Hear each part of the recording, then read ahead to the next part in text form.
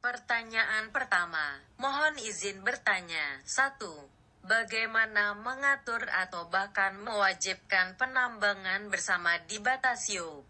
Sebagaimana kita ketahui bahwa antara IUP yang satu dengan lainnya berbeda dalam studi kelayakan, rencana kerja, berbeda kemajuan tambangnya, dikarenakan masa terbit IUP yang juga berbeda.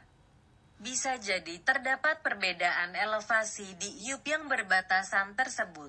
2.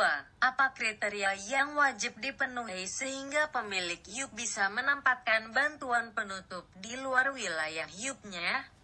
Terima kasih. Wassalam. Yulhandra Eka Putra. Terima kasih atas pertanyaannya Pak Yulhandra Eka Putra. Yang pertama mengenai bagaimana mengatur atau bahkan mewajibkan penambangan bersama di batas IUP. Oke, nah ini sebenarnya pemerintah tidak dalam konteks untuk mewajibkan ataupun memaksa perusahaan untuk melakukan penambangan bersama. Tentu ini akan kembali lagi ke B2B antar dua perusahaan, tetapi memang ada beberapa kondisi pemerintah atau dalam hal ini inspektur tambang misalnya dapat merekomendasikan untuk melakukan penambangan bersama, entah mungkin hanya sebagian ataupun secara keseluruhan. Contoh misalkan ketika dilakukan inspeksi atau evaluasi didapatkan adanya potensi longsor atau potensi bahaya geoteknik yang bisa mengakibatkan celakanya baik itu jiwa ataupun peralatan di salah satu IUP yang kebetulan memiliki IUP yang bersebelahan dan berhimpit. Contoh analoginya itu seperti ini. Oke, saya share screen dulu ya. Izin share screen.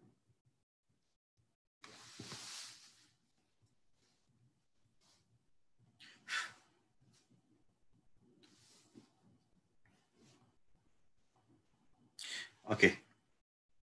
Ini tampak samping contoh, misalkan, oke ini belum dilakukan penambangan contoh ya, belum dilakukan penambangan. Ini adalah permukaan, kemudian cropline batu baranya itu mengarah ke sana. Nah ini, kemudian di tengah-tengahnya, katakanlah di sini ya. Ini adalah batas atau border antara dua IUP itu. Ada IUP A dan IUP B. Nah, tentu dalam kondisi normal, IUP A dan IUP B itu hanya bisa melakukan penambangan paling maksimal adalah di garis batas bordernya. Jadi misalkan IUP A itu hanya bisa melakukan penambangan paling maksimal untuk low wall-nya itu adalah di garis border yang orange ini ya, yang ada biru ini ya. Begitu juga IUP B. IUP B hanya bisa membentuk dinding berupa high wall itu sampai di border saja. Jadi kalau misalnya IUP A, dia akan membentuk low wall kurang lebih kayak gini ya. Nah, coba gambar dulu analogi aja nih ya. Jadi jangan nggak terlalu rigid gitu. Nanti tanya lagi, sudutnya berapa itu? Kok tegak banget low wall-nya? Ini analogi aja dulu. Jadi garis biru itu kita bayangkan sebagai low wall dari IUP A. Kemudian ini ada pit bottom, kemudian garis biru yang ke arah IUP B itu akan menjadi high wall-nya, overall ya. Nah, seperti inilah kurang lebih. Seperti kita lihat, dan kita ketahui bersama, ketidakmenerusan batuan itu kan bisa menyebabkan ketidakstabilan lereng, apalagi ketika ditemukannya ketidakmenerusan itu dipotong oleh lapisan yang berbeda, dalam hal ini batu bara. Kita bisa lihat di sini, ada satu masa batuan yang kalau mungkin sebentar kalau kita gambar ya. Oke. Ini kan bisa dibilang akan habis semua kan. Yang kuning di bagian B ini akan habis, kemudian yang sisi bagian kuning di A ini juga akan habis dilakukan penambangan. Nah, tetapi sebelum dia habis melakukan penambangan, tentu akan ada kondisi ketika let's say dia turun, katakanlah dia sudah sampai di elevasi sini gitu ya, melakukan penggalian di elevasi ini, Nah, ketika sudah turun, kita bisa lihat di situ kan ada potensi undercut. Nah, undercut dan ada masa batuan kurang lebih sebesar ini nih. Oh, sorry. Yang itu sudah dimakan, berarti segini aja nih. Ini akan ada masa batuan sebesar ini yang berpotensi akan tergelincir ataupun bergerak mengarah ke areal operasi IUP A. Nah, ini kan kalau misalkan panjangnya ada 500 meter gitu, panjang tambangnya, atau mungkin 2 kilo, maka akan ada kemungkinan, kalau misalnya dia menerus seperti ini batu baranya, maka akan ada masa batuan yang akan menggelincir sebesar ini untuk sepanjang 2 kilo tambang. Nah, tentu ini akan membahayakan kan. Kalau misalnya sampai ini longsor, bisa jadi nanti kegiatan yang ada di sini akan terganggu. Potensi paling minimal adalah kegiatan akan terganggu dan harus dilakukan penataan terhadap area yang sudah terganggu oleh material longsor gitu. Itu paling minimal. Bisa jadi juga sampai fatality. Nah, itu yang tidak kita inginkan. Nah, ketika kondisi-kondisi seperti inilah, inspektur tambang dapat memberikan rekomendasi untuk melakukan salah satunya tadi penambangan bersama gitu. Jadi sebenarnya penambangan bersama itu tidak menjadi kewajiban. Bukan berarti ketika ada di dalam peraturan, maka setiap perusahaan wajib melakukan penambangan bersama. Itu tidak begitu. Oke.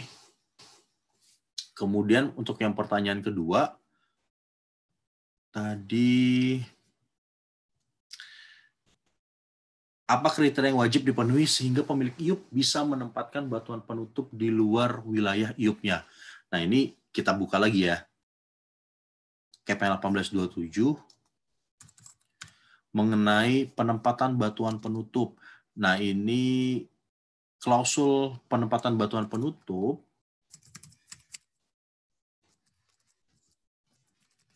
bisa dibuka pada halaman berapa nih ya? Halaman 89 di Kepmen 1827 lampiran 2. Oke, sekarang kita share screen lagi. Kriterianya apa sih gitu? Pertanyaannya. Oke. Nah, untuk penempatan batuan penutup di luar WIUP itu setidaknya ada 6. Setidaknya ada 6 klausul yang diatur di dalam lampiran 2. Pertama, dalam hal dilakukan penempatan batuan penutup di luar WIUP karena tidak tersedianya area yang cukup, maka wajib mematuhi ketentuan peraturan perundang-undangan dan memenuhi syarat. Nah, ini poin pertama adalah tidak tersedianya area yang cukup di dalam IUP sehingga harus ditempatkan di luar. Nah, ini kan harusnya ketika melakukan perencanaan untuk penambangan, penempatan batuan penutup ini bisa ditaruh di dalam. Tapi misalkan ada beberapa case akhirnya memaksa harus dicari area lain gitu. Maka wajib mematuhi ketentuan peraturan perundang-undangan dan memenuhi persyaratan. Pertama, mengenai keberlanjutan umur tambang. Jadi, penempatan batuan penutup ini harus dilakukan. Kalau tidak dilakukan, maka tambang berhenti. Salah satu contohnya begitulah. Misalkan karena kalau misalkan harus sesuai dengan plan, penempatan batuan penutupnya jaraknya mungkin sekitar 4-5 kilo sehingga menjadi tidak ekonomis. Kemudian ada nih area di sebelah pit, tapi bukan di luar IUP. Dan itu lebih dekat. Kalau misalnya kita taruh ke sana, jaraknya mungkin sekitar 1 sampai maksimal 1,8 kilo. Dan dengan jarak sedekat itu, tambang yang sedang kita kerjakan itu menjadi ekonomis gitu, sehingga masih bisa berjalan. Nah, ini salah satu kriteria bolehnya atau dapat dipertimbangkannya penempatan batuan penutup di luar IUP. Kemudian perlindungan lingkungan ini juga menjadi tanggung jawab pemegang IUP. Kemudian sudah dilakukan pemasangan tanda batas dan memiliki kajian teknis penimbunan. Kajian teknisnya berisi perencanaan penimbunan batuan penutup dan pelaksanaan penimbunan batuan penutup serta analisa risiko Kemudian hasil kajian teknis tadi disampaikan kepada Kepala Inspektur Tambang untuk dievaluasi dan mendapatkan bukan persetujuan sebenarnya, mendapatkan apa ya, memberitahukan, intinya adalah kajian teknis ini sebagai pemberitahuan kepada Kepala Inspektur Tambang bahwa memang penempatan batuan penutup ini sudah dipertimbangkan dengan matang. Jadi bukan lagi hanya pingin atau wah feelingnya kayaknya kalau ditaruh di luar IUP lebih baik untuk tambang. Nah, bukan seperti itu. Jadi harus ada kajian teknis untuk meyakinkan Kepala Inspektur Tambang dapat memberikan lampu hijau untuk dapat dilaksanakannya rencana penempatan batuan penutup di luar IUP tadi. Kemudian, dalam hal lokasi penempatan batuan penutup di luar IUP, bukan merupakan IUP lain, wilayah izin usaha pertambangan perusahaan lain, maka harus dijadikan wilayah proyek. Nah, ini kadang ada misalnya contoh, di sebelah itu adalah wilayah koridor gitu, nggak ada IUP-nya, maka itu harus dijadikan area proyek. Dan satu hal yang harus diingat, area proyek tidak boleh dilakukan penambangan, jadi tidak boleh dilakukan penggalian. Penempatan batuan penutup masih dapat diizinkan karena hanya menimbun ya. Kemudian yang kelima, dalam hal lokasi penempatan batuan penutup berada pada IUP lain, maka membuat perjanjian kerjasama antar pemegang IUP. Yang isinya sebenarnya ini adalah MOU mengenai pembagian tugas ataupun hak dan kewajiban, siapa yang bertanggung jawab dan apa yang harus dilakukan.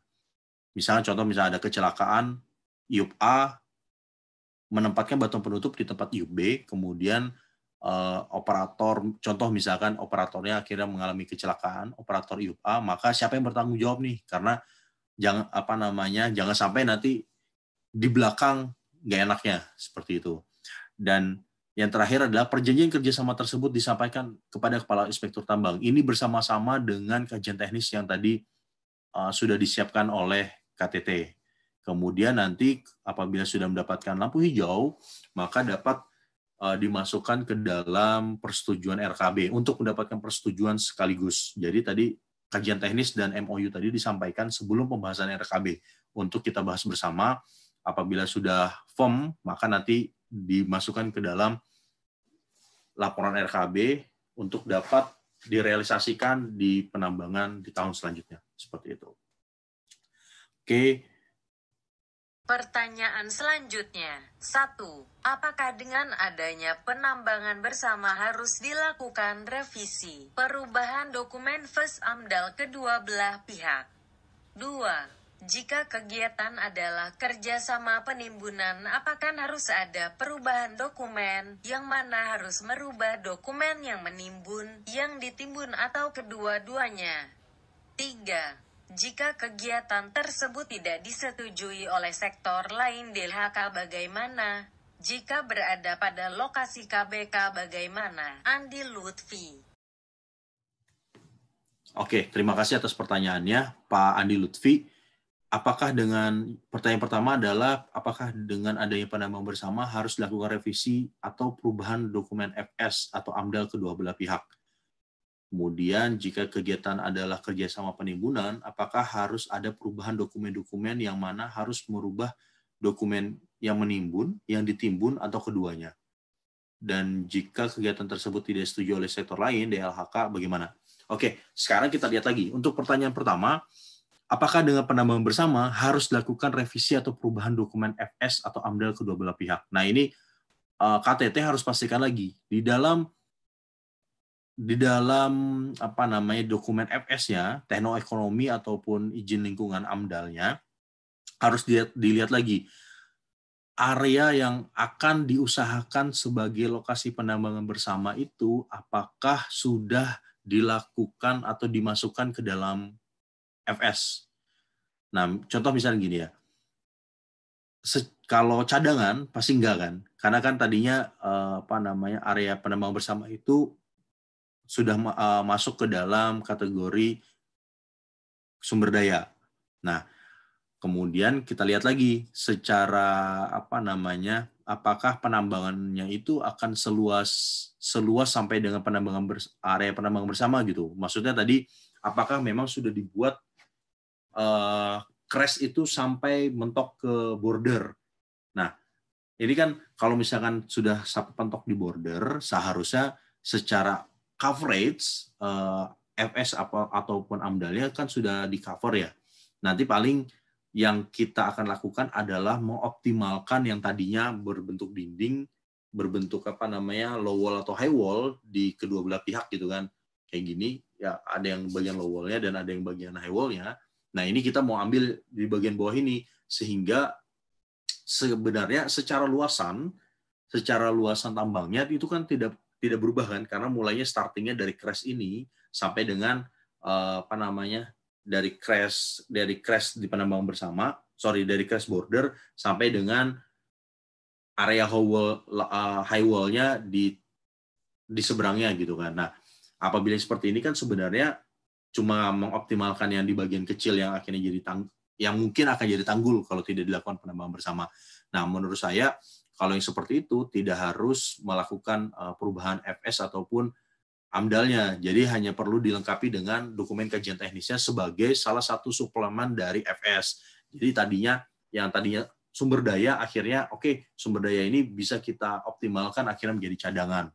Nah, itu salah satu contohnya. Kemudian yang kedua, tapi kalau misalkan ternyata penambangan bersamanya itu menyebabkan semakin lebarnya pit gitu kan. Jadi tadinya bukannya seperti ini, batas wilayahnya itu, atau gini, saya gambarkan ya.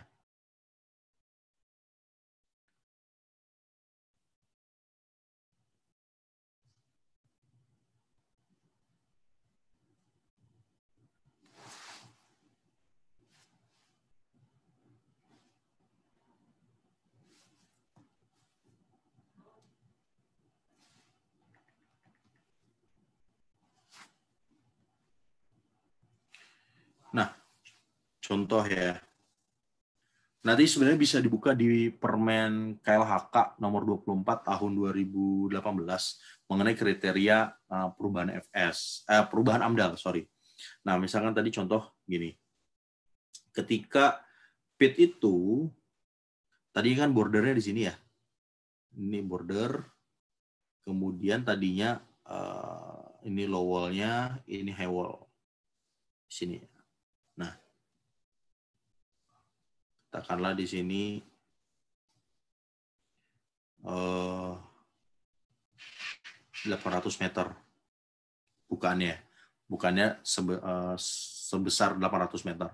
Nah, penambangan bersama tadi kan sebenarnya areanya cuma di sini ya.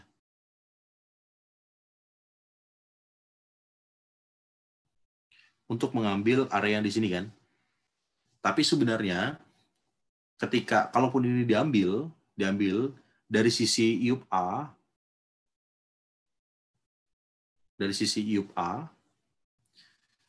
luas bukan pitnya itu kan tidak berubah kan. Luas bukan pitnya tetap 800 meter lebarnya. Lebarnya 800 meter, tapi memang akan ada di sini material yang mungkin akan diambil gitu.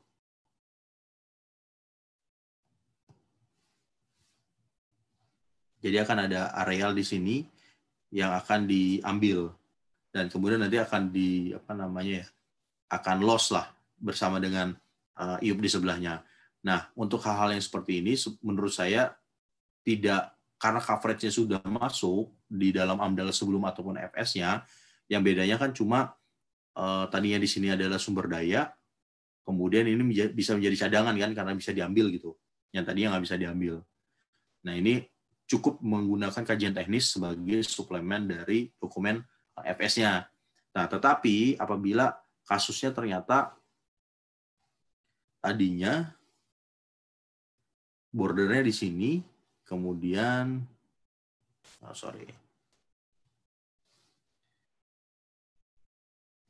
bordernya ada di sini, ini bordernya, kemudian pitnya ternyata dilakukan penambangan di sini high wall, nah ini low wall ya. Kemudian ini waktu itu sengaja misalkan dibuat untuk jalan kontrol atau apapun lah, biasanya kan ada di atas low wall kan. Nah, kemudian di sini lebarnya 800 meter. Nah, ketika dilakukan penambangan bersama, direncanakan untuk adanya kegiatan penambangan bersama untuk mengambil areal di sini, misalkan ya. Sehingga apabila nanti tambang ini benar-benar jalan, penambangan bersamanya benar-benar akan dieksekusi dan akan berjalan, lebar tambang yang tadinya direncanakan hanya 800 meter di dalam FS ataupun izin lingkungannya, di dalam teknoekonomi ataupun izin lingkungan, bertambah menjadi, katakanlah jadi 950 meter gitu. Nah, maka ini harus dilakukan perubahan terhadap baik itu teknoekonominya ataupun AMDAL-nya. Kalau kita baca lagi dalam permen KLHK mengenai perubahan AMDAL, itu sudah masuk karena adanya penambahan luasan dari coverage area gitu. Karena kan tadi yang dianalisis tadinya hanya 800 meter lebar. Sekarang pitnya bertambah menjadi 950 meter atau bertambah 150 meter gitu lebarnya. Maka akan ada harus dilakukan analisis baru terhadap dampak lingkungannya yang untuk area penambahan 150 meter tadi. Jadi begitu. Oke. Selanjutnya tadi pertanyaan yang keduanya adalah jika kegiatan kerjasama penimbunan, apakah harus ada perubahan dokumen? Yang mana harus merubah dokumen yang menimbun, ditimbun, atau keduanya? Ini juga sama. Nanti dilihat lagi sebenarnya apakah kegiatan penimbunan di luar IUP itu akhirnya menambah areal terganggu yang sudah masuk dalam coverage dalam izin lingkungan ataupun dalam FS sebelumnya atau belum? Atau maksudnya apakah hanya misalkan menambah elevasi gitu kan? Atau tadinya memang coverage disposalnya sudah sampai sana, kemudian karena ada tambahan overburden dari IUP sebelahnya, maka akan dilakukan peninggian elevasi gitu kan. Nah, atau memang penempatan batuan penutup di luar IUP ini berimplikasi terhadap semakin membesarnya disposal. Nah, kalau misalkan yang kedua, penempatan batuan penutup ini menyebabkan semakin luasnya disposal, maka kalau di dalam permen LHK-nya itu, KLHK-nya itu wajib dilakukan adendum ataupun perubahan terhadap dokumen AMDAL-nya atau izin lingkungannya. Kemudian yang selanjutnya, jika kegiatan tersebut tidak setuju oleh sektor DLHK, bagaimana? Nah, ini tadi lihat lagi kan, kalau memang ternyata menyebabkan atau kegiatan penambangan bersamanya itu ternyata masuk ke dalam area kawasan hutan yang harus ada IPPKH. Tentu ini harus diurus dulu izin IPPKH-nya kan. Atau misalkan ternyata dengan kegiatan penambangan bersama atau penempatan batuan penutup di luar WIUP, itu ternyata penempatan batuan penutup di luar WIUP-nya itu masuk ke area hutan lindung sehingga tidak dapat diizinkan oleh KLHK, tentu kegiatan ini tidak akan bisa berjalan. Seperti tadi yang kita lihat kan, hal pertama sebelum akhirnya syarat-syarat untuk melakukan itu dapat dipertimbangkan adalah memenuhi peraturan ataupun persyaratan. Nah, sesuai dengan peraturan perundangan. Apabila tadi peraturan perundangan sudah ada yang dilanggar, tentu biarpun syaratnya sudah dipenuhi semua, tentu tidak dapat diberikan izin untuk melakukan penambangan bersama ataupun penempatan batuan di luar WIUP-nya. Begitu, Pak Andi Lutfi. Oke. Pertanyaan selanjutnya, saya Hadi dari Perwakilan Umum. Saya mempunyai pengalaman bekerja di perusahaan pertambangan di area Sumatera. Pada saat itu saya bekerja di jasa kontraktornya. Bagaimana regulasi yang sebenarnya jika menambang batu bara kol atau lapisan penutup di area perbatasan dua IUP yang berbeda company? Apalagi jika menambang secara sembunyi. Hadi Wibowo. Oke, terima kasih pertanyaannya dari Pak Hadi Wibowo. Jadi ini pertanyaannya itu agak menggelitik sebenarnya. Jadi kan kalau saya bacakan lagi ya, saya mempunyai Pak Hadi Wibowo ini mengatakan bahwa beliau memiliki pengalaman bekerja di perusahaan pertambangan di Sumatera, di Pulau Sumatera. Pada saat itu saya bekerja di jasa kontraktornya. Bagaimana regulasi yang sebenarnya jika menambang batu bara atau coal atau lapisan penutup di area perbatasan dua IUP yang berbeda kompani. Apalagi jika menambang secara sembunyi-sembunyi. Nah, ini saya agak menggelitik sebenarnya karena kalau kenapa harus sembunyi-sembunyi? Ini jadi pertanyaan, kenapa harus sembunyi-sembunyi gitu? Kalau memang legal, harusnya kan nggak sembunyi-sembunyi kan? Di sini disampaikan bahwa di area perbatasan dua IUP yang berbeda company. Apabila, ini saya agak kurang mengerti sih sebenarnya, kenapa harus sembunyi-sembunyi kalau memang apakah antara dua IUP ini, IUP-nya tidak berhimpit, sehingga ada koridor, dan di koridor itu kemudian perusahaannya Pak Hadi Wibowo ini melakukan penambangan gitu, sehingga harus sembunyi-sembunyi karena tahu bahwa yang dilakukan itu salah, atau berhimpit tetapi tidak ada kerjasama penambangan bersama antara keduanya, baik IUP-nya Pak Hadi Wibowo ataupun IUP tetangganya Pak Hadi Wibowo, itu tidak ada pernah pembicaraan tentang penambangan bersama. Kemudian IUP-nya Pak Hadi Wibowo, perusahaannya Pak Hadi Wibowo ini melakukan penambangan di IUP sebelah gitu, tanpa tahu orang sebelah, sehingga harus sembunyi-sembunyi atau istilahnya quote and quote-nya nyolong gitu. Saya nggak tahu nih.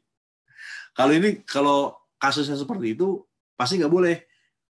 Area koridor, biarpun tadi hanya dipisahkan misalkan cuma 10 atau 20 meter, atau bahkan mungkin cuma 5 meter, itu tetap tidak ada yang boleh melakukan penambangan di sana, karena tidak ada yang memiliki hak atas bahan galian ada di bawahnya.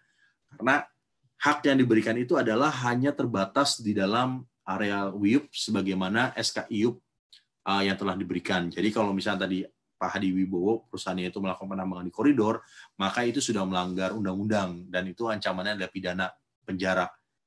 Nah, kemudian kalau tadi yang kedua, perusahaannya Pak Hadi Wibowo melakukan penambangan di IUP sebelahnya, dan IUP sebelahnya itu tidak pernah mengizinkan gitu, atau dengan kata lain sama nih kayak mencuri gitu kan, melakukan penambangan di dalam IUP, tapi IUP-nya orang lain. Nah, itu juga sama, itu bisa diadukan masuk dalam klausul illegal mining gitu. Kalau misalkan yang perusahaan sebelahnya Pak Hadi Wibowo ini tidak bersedia atau keberatan telah dilakukan penambangan itu, maka perusahaannya Pak Hadi Wibowo bisa dilaporkan ke polisi untuk dipidana. Seperti itu Pak Hadi Wibowo ya. Jadi saya nggak ngerti maksudnya kenapa harus sembunyi-sembunyi gitu penambangannya, melakukan penambangan batu baranya ini. Jadi kalau memang bersih, kenapa harus risih gitu kan istilahnya kan. Oke, selanjutnya. Pertanyaan selanjutnya, menjadi tanggung jawab siapa jika terjadi kecelakaan saat kegiatan penimbunan bantuan penutup pada konsensi pemegang izin yang lain? Arif Pambudi. Oke, terima kasih Pak Arif Pambudi atas pertanyaannya. Ini tanggung jawab siapa kalau ada kecelakaan saat kegiatan penimbunan batuan penutup pada konsesi pemegang izin yang lain. Nah, ini tadi balik lagi, kalau kita lihat di klausul yang mengatur mengenai penambangan bersama ataupun penempatan batuan penutup di luar WIUP, itu kan ada MOU yang harus dibuat selain kajian teknis ya, selain kajian teknis yang berisi tentang cost and benefit dan lain sebagainya, itu ada MOU baik itu antar pemilik IUP ataupun antar KTT. Jadi kalau pemilik IUP kan dalam rangka untuk bisnisnya, antar KTT untuk kegiatan operasionalnya gitu. Baik itu pemilik kegiatan K3-nya, KO maupun tentang lingkungannya. Nah, di sini kan Pak Arif Pambudi menanyakan kalau terjadi kecelakaan, tadinya driver IUP A membawa batuan penutup ke lokasi yang ditempatkan di IUP B. Kemudian kecelakaan di sana. Siapa yang bertanggung jawab? Nah, ini kita lihat lagi nanti di dalam MOU-nya. mengenai pembagian hak dan kewajiban siapa yang bertanggung jawab. Kalau memang di dalam MOU ternyata misalnya disebutkan ketika sudah crossing border, maka itu menjadi tanggung jawabnya KTT IUP B, maka IUP B lah yang harus bertanggung jawab gitu. Tapi tanpa melepaskan tanggung jawab juga, maksudnya jangan sampai semua misalnya dibebankan ke satu KTT gitu kan, tanpa tahu. Pokoknya saya nggak mau tahu nih semua hal yang di sini karena kamu yang pengen untuk melakukan kegiatan penambangan bersama ataupun penempatan batuan penutup di luar WIUP, maka kamu yang bertanggung jawab semua. Nah, itu juga perlu dibicarakan juga lebih lanjut gitu. Tapi pasti nanti kita harus lihat lagi dari MOU-nya, siapa yang akan bertanggung jawab dalam kegiatan operasional tadi. Baik itu salah satunya adalah untuk masalah K3 ataupun KO-nya. Oke, begitu Pak Arif Pambudi. Pertanyaan selanjutnya, saya mau bertanya dan mempunyai pengalaman menambang di area Sumatera khususnya. Bagaimana regulasi yang sebaik-baiknya dari pemerintah untuk kegiatan pengupasan tanah penutup atau pengambilan coal getting di batas dua area IUP yang berbeda company? Khususnya jika pengambilan dilakukan secara sembunyi-sembunyi. Terima kasih, Hadi Wibowo. Oke, pertanyaan selanjutnya dari Pak Hadi Wibowo. Oke, terima kasih Pak Hadi Wibowo. Saya mau bertanya dan mempunyai pengalaman menambang ini yang tadi lagi nih Pak Hadi Wibowo ini, yang sembunyi-sembunyi tadi. Tadi sudah dijawab ya Pak Hadi Wibowo ya. Makasih. Oke. Pertanyaan selanjutnya, bila batas antar dua IUP tidak langsung tapi ada koridor, UTK alasan konservasi, di koridor TSB diperkirakan terdapat kemenerusan dari IUP yang satu ke IUP satu lagi, bagaimana memanfaatkannya? Hartoyo Bakroni. Terima kasih Pak Hartoyo Bakroni atas pertanyaannya. Kalau di batas 2 IUP itu tidak langsung gitu, ada koridor. Untuk alasan konservasi, boleh nggak dilakukan penambangan atau memanfaatkannya ya? Nah, sampai sekarang dalam Undang-Undang 3 tahun 2020 itu memang ada klausul mengenai perluasan IUP. Jadi kalau dulu di Undang-Undang 4 2009 kan hanya kita mengenal relinquis atau penciutan. Nah, di Undang-Undang 3 tahun 2020 itu dibuka untuk peluang dapatnya diperluas suatu IUP. Salah satunya adalah dalam karena alasan konservasi, area koridor tadi kemungkinan dapat dilakukan penambangan dengan melakukan perluasan IUP. Nah, tapi memang aturan turunan PP, Permen ataupun Juknisnya itu belum keluar, jadi kita tunggu aja kalau ingin melakukan perluasan. Nah, sampai dengan aturannya keluar ataupun sampai dengan didapatkannya perluasan IUP, koridor ini tidak dapat dilakukan penambangan, tidak boleh. Jadi kalau misalkan sampai koridor dilakukan penambangan tanpa ada izin IUP-nya, maka masuk dalam kategori penambangan ilegal atau illegal mining. Dan itu ada hukuman pidananya. Oke, gitu ya Pak Hartoyo ya. Terima kasih. Pertanyaan selanjutnya, coba jelaskan pengelompokan mineral menurut UU Minerba nomor 3 THN 2020. Henry P. Perangin-Angin. Oke, terima kasih Pak Henry P. Perangin-Angin. Mengenai jelaskan pengelompokan mineral menurut Undang-Undang Minerba nomor 3 tahun 2020. Nah, ini masih sama sebenarnya ya. Baik itu di Undang-Undang 4 ataupun Undang-Undang 4 tahun 2009 ataupun Undang-Undang nomor 3 tahun 2020, mineral itu dibagi menjadi 3. Pertama, ada mineral logam, komoditas mineral logam, kemudian ada komoditas mineral non-logam, dan batuan. Nah, nanti tinggal dilihat lagi sebenarnya udah dijelaskan juga di dalam di dalam definisi juga sudah ada Pak Henry P. Perangin-Angin. Terima kasih. Pertanyaan selanjutnya, Didik EKS garis bawah IT penempatan sulsel garis bawah bagaimana cara menerapkan metode ini pada tambang batuan yang lahannya relatif sempit dan memerlukan perlakuan khusus misalnya pada tambang pasir dan batu di sungai?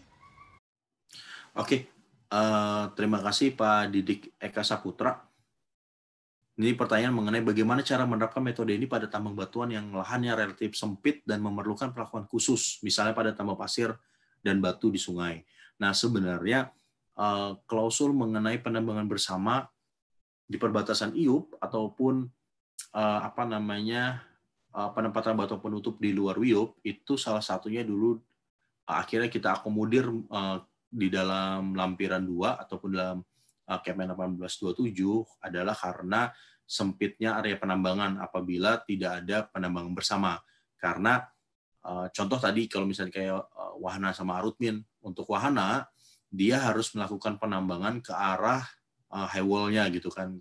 Nah, ke arah high wall ini kan SR-nya makin besar, sehingga kalau misalnya SR-nya besar, tentu secara ekonomi akan tidak ekonomis. Nah, mau nggak mau dia akan mendekati ke arah crop line kan. Nah, ketika ke arah crop line yang SR-nya kecil, luas areanya akan sangat terbatas gitu. Beda halnya tadi kalau misalkan setelah dilakukan penambangan bersama, SR yang kecil di area dekat crop line itu dapat mengimbangi area yang SR besar sehingga cadangan yang diambil bisa lebih banyak sebenarnya. Nah, ini kalau untuk tambang pasir ataupun batu di sungai, saya nggak tahu nih. Setahu saya malah mungkin tambang pasir dan batu di sungai itu cara perizinan kayaknya dari Kementerian PUPR kan dilarang ya melakukan penambangan batu dan pasir dan batu di sungai. Nah, ini saya nggak tahu nih apakah penambangan yang ingin dilakukan penambangan bersama ini seperti apa gitu di sana. Apalagi kan kalau penambangan pasir dan batu di sungai bentuknya kan dia melampar aja kan, maksudnya bahan galiannya itu sepanjang mata memandang itu ada gitu, dan mungkin nggak perlu juga harus dilakukan penambangan bersama karena secara geoteknik mungkin resikonya lebih kecil. Kalau dari saya seperti itu sih, tapi boleh nanti Pak Didik Eka Saputra kontak lagi aja ke kita yang dimaksud ini seperti apa gitu. Saya masih nggak begitu kebayang. Oke, terima kasih. Pertanyaan selanjutnya, untuk memaksimalkan penambangan di perbatasan WIUP, berapa meter jarak aman dari batas tambang dengan pemukiman maupun fasilitas umum? Mohon acuan dasar hukumnya apa? Rio Widodo. Oke, terima kasih Pak Rio Widodo. Mengenai pertanyaan berapa meter jarak aman dari batas tambang dengan pemukiman ataupun fasilitas umum. Nah, memang sampai saat ini kalau dari Kementerian SDM kita tidak ada mengatur mengenai jarak minimal untuk kegiatan operasional penambangan terhadap pemukiman ataupun fasilitas umum. Nah, tapi nanti kalau di Kementerian KLHK itu memang ada diatur, salah satu contohnya adalah jarak pit ke sungai gitu, sekitar 500 meter kalau nggak salah ya, kayak gitu. Tapi untuk kegiatan operasional berupa peledakan, kita ada memberikan jarak minimum. Untuk ke fasilitas umum, fasilitas publik itu kurang lebih 500 meter dari area peledakan, kemudian untuk ke manusia 500 meter, kemudian untuk keperalatan sekitar 300 meter. Jadi kalau misalnya pemukiman dan fasilitas umumnya itu kurang dari 500 meter, maka manusianya yang ada di sana harus dilakukan evakuasi. Nah, itu aja, Pak Rio Widodo. Makasih. Pertanyaan selanjutnya, bagaimana prosedur, tahapan, alur untuk memperoleh izin dari SDM untuk penambangan bersama?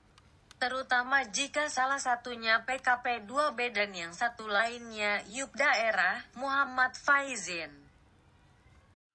Oke, terima kasih pertanyaannya dari Pak Muhammad Faizin mengenai bagaimana prosedur atau tahapan atau alur untuk memperoleh izin dari SDM untuk penambangan bersama, terutama jika salah satunya PKP 2B, yang satu lainnya adalah YUP daerah. Nah, ini kita sudah pernah juga, contohnya ada di Berau ya, Kalimantan Timur. Nah, ini mereka melakukan bukan penambangan bersama sih, tepatnya lebih ke penempatan batuan penutup di luar IUP. Jadi PT Beraukul melakukan penempatan batuan penutupnya di PT Berau Bara Energi, yang mana ini adalah IUP daerah. Nah, ini sebenarnya tetap sama aja. Jadi apa namanya, PT Braukul bersurat ke kita menyampaikan kajian teknis dan kelengkapannya, kemudian kita bahas. Dan mungkin ini ya, kalau dulu sebelum era Undang-Undang Nomor 3 Tahun 2020, itu kan memang akhirnya dulu Braukul dan IUP daerahnya juga melakukan presentasi di daerah gitu. Jadi mereka harus meyakinkan apa namanya dinas SDM di daerah selain Ditjen Minerba yang di Jakarta. Nah, tetapi setelah era Undang-Undang 3 tahun 2020, karena semua kewenangan untuk pertambangan mineral dan batu bara ada di pemerintah pusat, maka nanti alurnya semua melalui Kementerian SDM, dalam hal ini Ditjen Minerba. Jadi kelengkapan mengenai kajian teknisnya, kemudian apa namanya MOU dan lain sebagainya itu disampaikan melalui Kepala Inspektur Tambang. Begitu Pak Muhammad Pejin. Terima kasih ya. Pertanyaan selanjutnya. 1. Jika kita akan melakukan penambangan bersama di perbatasan Wiyuk, perizinan apa saja yang harus kita persiapkan? 2. Jika kita akan melakukan penambangan bersama perbatasan Wiyuk tetapi di antara Wiyuk tersebut perbatasannya tidak berhimpit. Misalkan ada koridor selebar tanda kurang lebih 10 meter. Apakah hal ini masih bisa dilakukan? 3. Untuk pembuangan batuan penutup keluar Wiyuk, apakah dokumen FES dan AMDAL harus terlebih dahulu direvisi? Dan apakah hal ini berlaku untuk Wiyuk penerima batuan penutup juga? Kemia Agah Nugraha. Oke, terima kasih Pak Agah Nugraha atas pertanyaannya. Untuk pertanyaan yang pertama, jika kita melakukan penambangan bersama di perbatasan IUP, perizinan apa saja yang harus dipersiapkan? Nah, yang pasti harus masuk dalam RKB-nya. Sebelum masuk dalam RKB, perusahaan IUP harus menyampaikan kajian teknis dan kelengkapannya kepada Kepala Inspektur Tambang. Nah, untuk isi kajian teknisnya apa saja, itu dapat dilihat di lampiran 2 KPN 1827 mengenai penambangan bersama ataupun penempatan batuan di luar Wiyuk. Nah, kemudian untuk format laporan khusus kajian teknis ada di Kepmen 1806. Jadi nanti dilihat aja di sana untuk format kajian teknisnya seperti apa, kemudian apa saja yang harus dibahas dalam kajian teknis ada di 1827.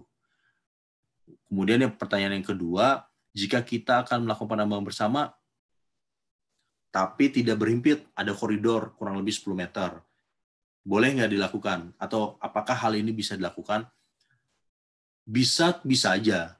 Asalkan ada alatnya, kemudian ada kemauan, semua hal bisa kan? Tapi kita lihat lagi ke regulasinya, boleh nggak? Nah, ternyata seperti yang kita lihat kalau di lampiran 2 sudah disebutkan kan, salah satu syarat pertamanya itu harus berhimpitan, harus berbatasan langsung gitu. Nah, ini karena ada 10 meter, maka tidak berbatasan langsung. Oleh karenanya, koridor ini tidak boleh dilakukan penambangan sampai dengan didapatkannya izin IUP operasi produksi di area tersebut. Nah, memang di dalam Undang-Undang 3 tahun 2020 itu ada diatur salah satu klausulnya, salah satu pasal mengenai kemungkinan IUP dapat melakukan perluasan dalam rangka konservasi.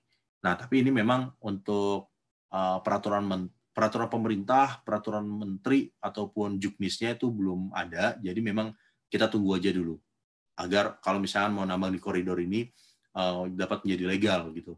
Karena kalau misalkan kondisi sekarang dilakukan penambangan di area koridor itu masuknya ke dalam kegiatan illegal mining.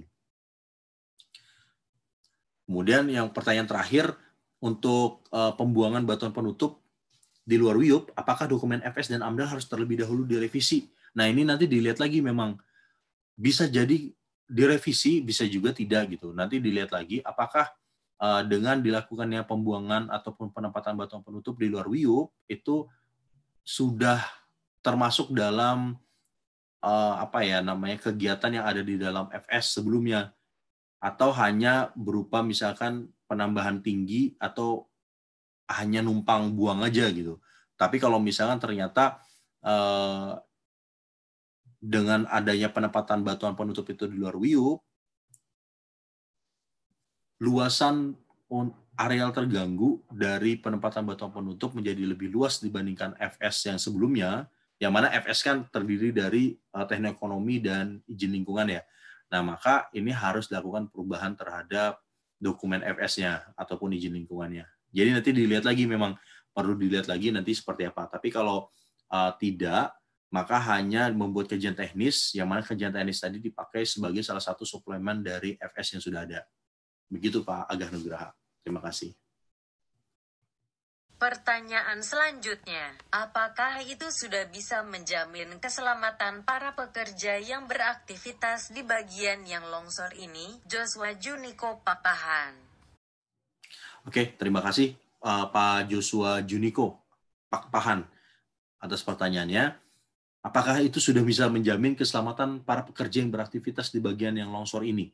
Nah, saya sebenarnya agak apa ya? Mungkin ada pertanyaannya ada yang hilang gitu ya. Saya nggak ngerti apakah itu sudah bisa menjamin keselamatan pada pekerja yang beraktivitas di bagian yang longsor ini. Apakah yang dimaksud ini apa ya? Kajian teknisnya atau apa, saya nggak ngerti nih. Tapi yang pasti memang seperti yang kita tahu kan, apa yang kita lakukan itu adalah hanya usaha sebaik-baiknya yang bisa kita lakukan. Terkait nanti hasilnya seperti apa, kita serahkan kepada Allah Subhanahu wa taala. Jadi memang tidak ada satu manusia pun di muka bumi ini yang bisa menjamin keselamatan setiap orang. Tapi kita bisa bersama-sama untuk berusaha agar setiap orang selamat. Seperti itu ya Pak Joshua Juniko ya. Terima kasih. Pertanyaan selanjutnya, jika kita telah memperoleh izin persetujuan penambangan bersama PKP 2B Tuyup untuk metodologi survei pemisahan kolnya ya, apakah berdasarkan data dan cadangan atau ada cara lain? Terima kasih. Salam sehat Pasmika Sima. Oke, terima kasih pertanyaannya Pak Pasmika Sima. Jadi Pak Pasmika bertanya mengenai jika kita telah memperoleh izin atau persetujuan penambangan bersama PKP 2B dan IUP untuk metodologi survei pemisahan kulnya berdasarkan data dan cadangan atau ada cara lain. Nah, ini yang harus disepakati sebenarnya antara kedua belah pihak. Tetapi memang dalam hal ini kalau PKP 2B ataupun IUP ini kan royaltinya berbeda ya. PKP 2B kan royaltinya 13,5%, sementara IUP maksimal di 7%.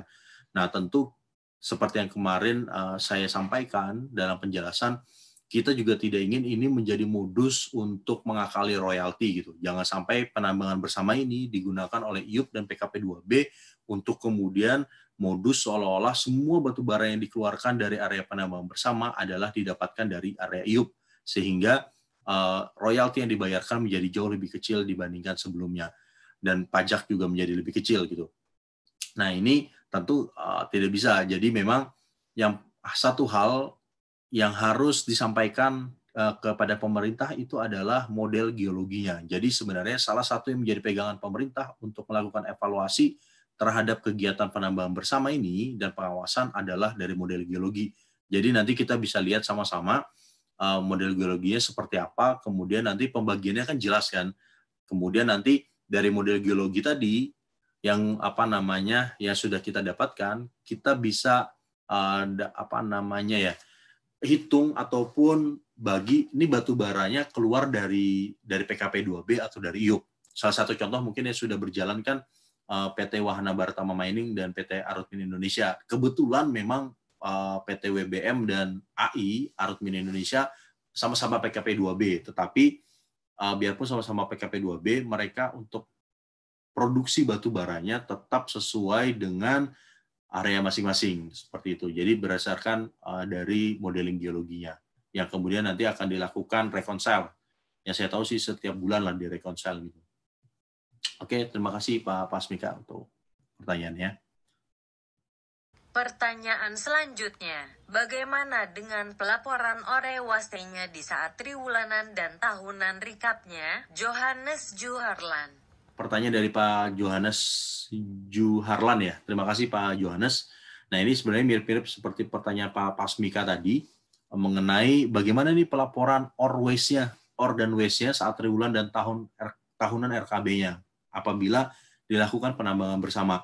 Nah, ini tadi sama sebenarnya jawabannya dengan Pak Pasmika. Ini kita harus lihat lagi dari modeling geologinya. Jadi nanti berdasarkan modeling geologi itu dan berdasarkan hasil reconcile bisa kelihatan kan ore-nya itu sebenarnya keluarnya dari mana gitu. Ore dan waste-nya itu keluar dari iup yang mana seperti itu. Dan itulah nanti berdasarkan dari salah satunya berdasarkan dari modeling geologi ini yang akan menjadi dasar dalam pelaporan triwulan ataupun tahunan RKB.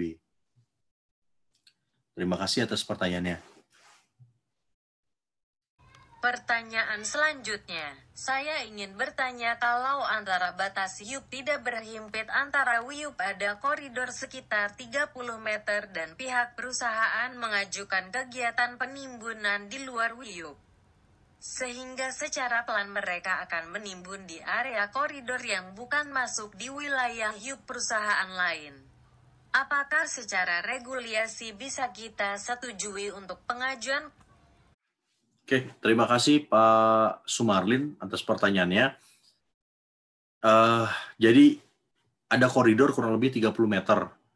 Nah, IUP-nya Pak Sumarlin ini ingin atau berencana untuk melakukan penempatan batuan penutup di area koridor. Ini boleh, asalkan tidak melakukan kegiatan penambangan ya. Untuk penempatan batuan penutup di area koridor itu dapat diberikan izinnya melalui izin wilayah proyek. Jadi nanti silakan aja mengajukan untuk area proyeknya gitu kepada menteri dan menjelaskan kenapa membutuhkan area proyek. Seperti itu Pak Sumarlin. Terima kasih. Pertanyaan selanjutnya, perkenalkan saya Efriadi dari Petbara Sentosa Lestari. Kais yang dibahas adalah jika akan dumping op di area WIUP lain. Namun jika akan dumping op di luar WIUP yang tidak termasuk dalam WIUP lain, apa juga dibenarkan dan apa ada persyaratan yang harus dipenuhi? Efriadi Satria. Oke, terima kasih Pak Efriadi Satria atas pertanyaannya. Ini mirip kayak pertanyaannya Pak Sumarlin sebenarnya ya. Jadi kalau misalkan akan melakukan dumping atau penempatan overburden di luar area, tapi juga di luar WIUP lain, boleh nggak? Boleh. Nanti tinggal ajukan aja syarat untuk mengajukan izin wilayah proyek. Jadi nanti ajukan ke Menteri SDM untuk meminta area project gitu di luar WIUP. Nah, nanti di sana bisa ditempatkan batuan penutup, tapi tidak boleh dilakukan penggalian ya atau penambangan. Pertanyaan selanjutnya, hal-hal yang harus diperhatikan oleh perusahaan dan pemerintah sebelum melakukan penambangan bersama? Apa yang harus dilakukan baik perusahaan dan pemerintah apabila kenyataan di lapangan telah dilakukan penambangan bersama di daerah tersebut setelah terjadi? Syaratnya tidak ada koridor kan? Redo Gusman. Oke, terima kasih pertanyaannya Pak Redo Gusman mengenai hal-hal yang harus diperhatikan oleh perusahaan dan pemerintah sebelum melakukan penambangan bersama. Nah, hal yang paling penting itu adalah kita buka lagi ke Capman-nya ya. Oke. Di lampiran 2, halaman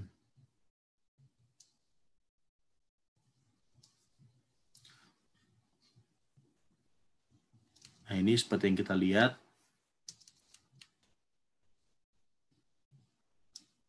Oke. Di halaman berapa ini ya?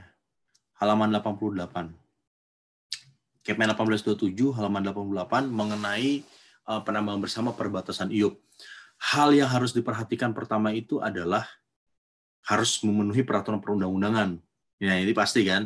Jadi jangan sampai tadi penambangan bersama ini ternyata misalkan masuk dalam area kawasan hutan gitu. Maka ini harus mengurus izin IPPKH dan lain sebagainya. Kemudian memenuhi syarat yang pertama adalah berbatasan langsung dan tidak dipisahkan koridor. Jadi memang harus berbatasan langsung, berhimpit.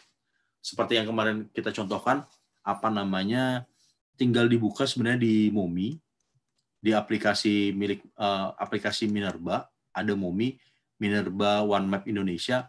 Nah, nanti tinggal dilihat aja, masukkan aja nanti perusahaan apa dan perusahaan apa gitu kan. Misalnya kayak Wahana dan Arutmin, nanti Tinggal kita lihat di area perbatasannya itu berimpit nggak, tinggal di zoom in aja. Kemudian harus dilakukan pemasangan tanda batas. Nah, jadi dua IUP ini sudah harus melakukan pemasangan tanda batas. Nanti tinggal dilihat di dalam Kepdirjen tentang tanda batas pada area penambangan bersama itu memang tidak wajib dilakukan pemasangan tanda batas di lokasi yang akan dilakukan penambangan bersama. Jadi tanda batas yang tadinya ditaruh di area yang akan dijadikan penambangan bersama itu dapat dikecualikan, tapi harus menjadi tanda batas referensi yang ditarik ke area IUP-nya masing-masing gitu.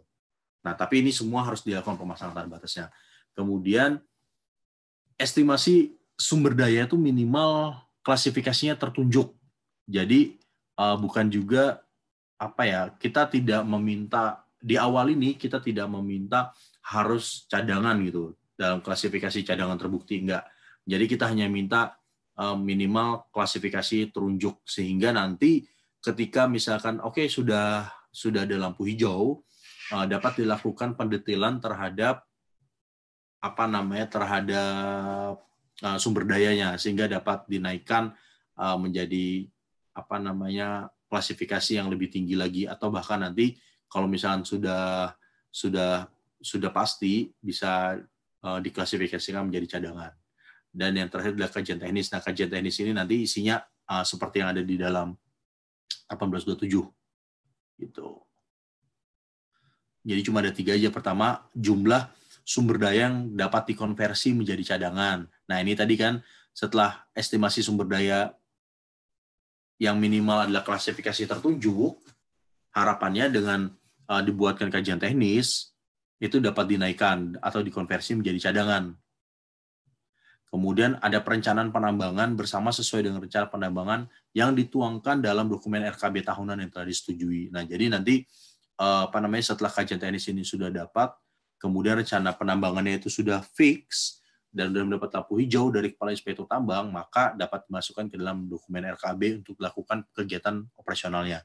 Dan yang terakhir adalah analisa risiko. Nah, ini analisa risiko mulai dari masalah ekonomi, secara bisnisnya sampai dengan pengelolaan aspek teknik dan lingkungannya, aspek keteknikan dan lingkungan. Pertanyaan selanjutnya, apakah penambangan bersama ini akan berimplikasi terhadap perubahan dokumen FESDAL? Beritano Jinu. Pertanyaan dari Pak Beritano Jinu. Penambangan bersama ini berimplikasi terhadap perubahan dokumen FS dan lain-lain. Nah, ini bisa ya, bisa tidak. Nanti tinggal dilihat lagi apakah memang wajib dilakukan perubahan FS, izin lingkungan dan lain sebagainya atau tidak gitu. Ataukah memang hanya tadi seperti saya sudah jelaskan di awal-awal, kalau memang dia akhirnya menabrak ke dalam item-item syarat untuk perubahan studi kelayakan, maka harus dilakukan perubahan studi kelayakannya. Misalkan tadi dengan penambahan dari sumber daya tadi akhirnya menjadi cadangan, tambangnya akhirnya bertambah umurnya gitu kan. Yang tadinya mungkin hanya berumur 10 tahun, dengan adanya penambangan bersama umurnya menjadi 15 tahun. Nah, maka ini harus dilakukan perubahan terhadap dokumen studi kelayakannya dan juga izin lingkungannya. Pertanyaan selanjutnya, berikan pencerahannya senior-senior dalam rangka melaksanakan UUNO 3 tahun 2020. Redo Gusman.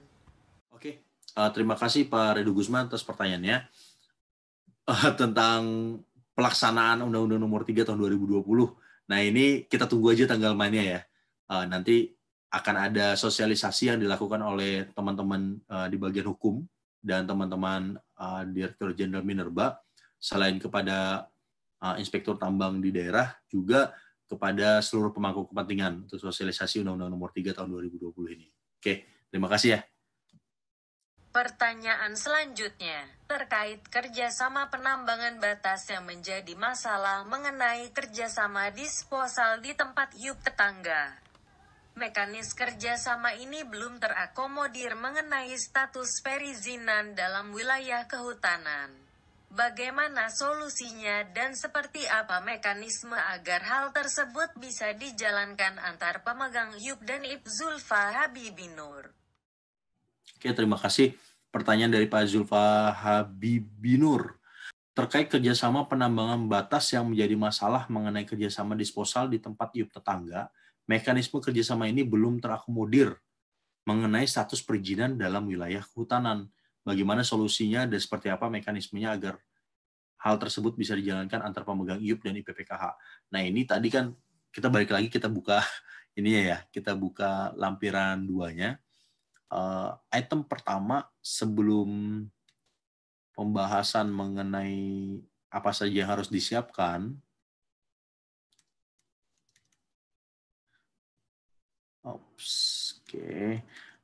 di poin 1, dalam hal dilakukan penempatan batu penutup di luar WIUP karena tidak tersedianya area yang cukup, maka wajib mematuhi ketentuan peraturan perundang-undangan.